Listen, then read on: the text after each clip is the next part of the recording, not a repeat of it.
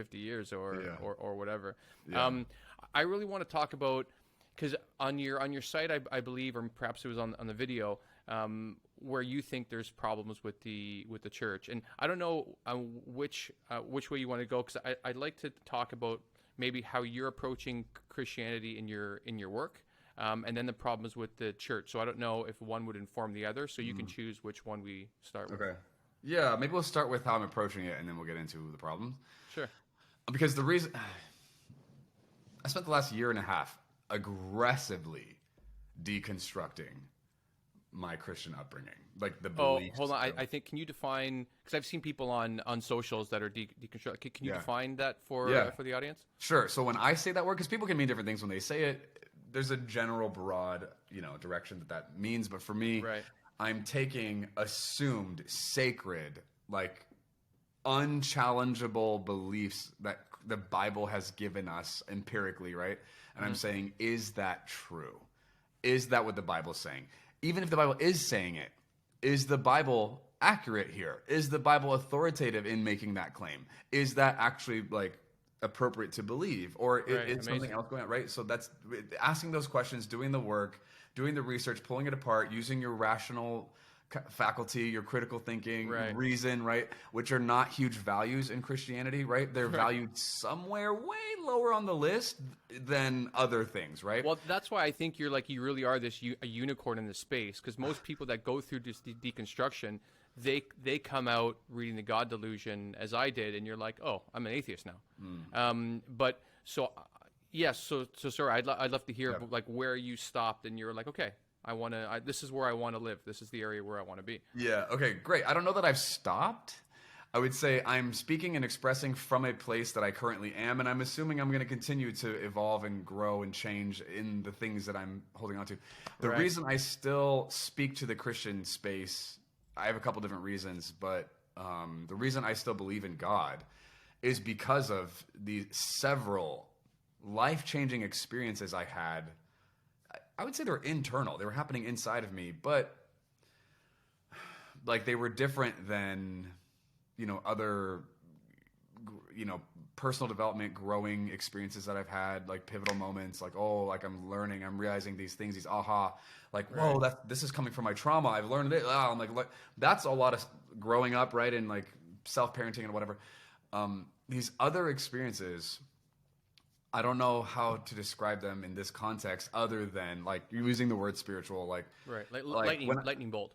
Sure. Well, like not just like dramatic or intense, but like the nature of the love I was touching, the depth, the profundity, the expansion that I was experiencing as an individual, the way it changed the way that I perceive other human beings and like what we're doing here. It changed my life, like in spite of my theology. It actually is the reason I was willing to like confront and challenge some of the things, even when I was still under that umbrella. Because even when I was teaching at this, no, I'm sorry. I'm just thinking. Yeah. Yeah. Sorry, so even when I was teaching at the school, I was known as being like someone who was pushing the envelope and asking questions and speaking about this stuff in ways that nobody else there was doing that. And so I think that was part of the appeal for people taking my classes was like, who is this guy? Where is this stuff coming from? And it was coming from these deeply transformative experiences that I'd had that I would say with God, or because of God, right? Right. Anyway, so that, I don't know how to get rid of that. I have such mad respect for atheists. I think that's like, I have such an appreciation. They used to be like so demonized and evil in this like bottom of the barrel when I was, in deep entrenched Christianity. But now I'm like, my God, I think I know more atheists that have better character and integrity than like most of the Christians that I know, right? In terms of how they manage and like engage in conversation and what they believe and represent. Even just a short anecdote, like when I was in that 5-year angry period when I realized I was atheist, I remember being at a party with a bunch of friends. We're we're at a house party before we're going to go out, and I'm just like having a conversation with someone. And there's a few people in there I know that are super religious. Like one of my best friends, we were at his house. His mom's license plate is like "I bless you." You know what I mean? Like these are people that I love and care for, and they're all amazing. And I said to someone that I didn't even think was loud, like, "Oh yeah, I'm I decided I'm atheist now." And I was just having small talk. And honestly, my memory of it, I'm sure it wasn't this dramatic at all, but my memory was like record scratch, and everyone was like, "What?" that's how I remember experiencing it. And it was the first time that I was like, oh, I'm different now. Yeah. Like the way I perceive the world and maybe how they perceive me is now different. And another friend of mine who, like, he's a Catholic school teacher, reads at Mass, we were, out having fun, drinking or whatever. And we started like talking about religion a little bit. And he even said, he goes, Mike, I would never have a debate with you in religion because I know you probably know more about it than I do. I just don't think about it. And but for me, I respected that so much because he's like, this is what I believe. This is what I want to believe.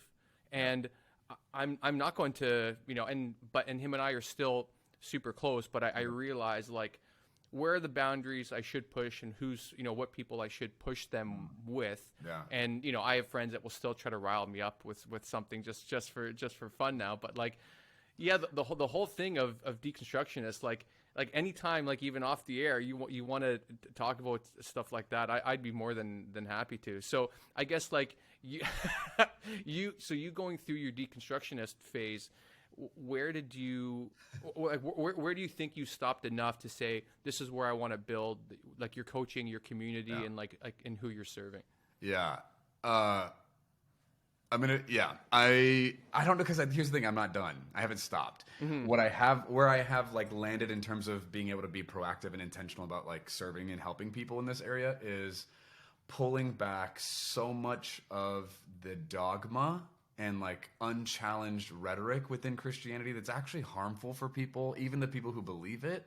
Not just them imposing their beliefs on other people's freedoms, but also for themselves. Like the reduction of the life they're allowed to live based on these really oppressive beliefs. I'm like, I want to help, particularly Christians. I don't just want to help Christians, but I want to help Christians because I feel so endeared to that struggle. Like, yo, you believe in this certain kind of a God, but your Christian tenets actually contradict the nature of that God you say you believe in. And you've been taught by gatekeepers how to ineffectually reconcile the nature of this altruistic, unconditionally loving, gracious God with this really oppressive, exclusive, harmful religion. It doesn't make sense. And you know it doesn't. You don't want to have to face that. So you just accept whatever easy Band-Aid you're given in the community to just answer that. Right. It's not an answer. It's an avoidant Band-Aid. You're just excusing it, right? Right. I want to help those people who genuinely want to walk in their authentic expression of their faith and regard for other people. I want to help those people. I don't want to help people who are like committed to being bigoted, right? But, no, that would be a nightmare for both of you. But I mean, like, so if someone comes to you like that, and the person that's open, like your ideal client, how do you help them go back into Christian? Maybe it's not Christianity. Maybe it's just the spirituality with God in their life. Like, how do you help them go back? Because like everything that you just said sounds like, okay, religion's bunk. You need to get out of it, and you'll live a happier, more fulfilled, deeper life. But how do you keep them in like the God world, so to speak? Yeah, I don't have any need to keep them in the God world. I don't need to. Right. I don't mind if someone working with me becomes an atheist, even though I'm not. If that's where they end up, I'm good with that. I don't need them to believe in God.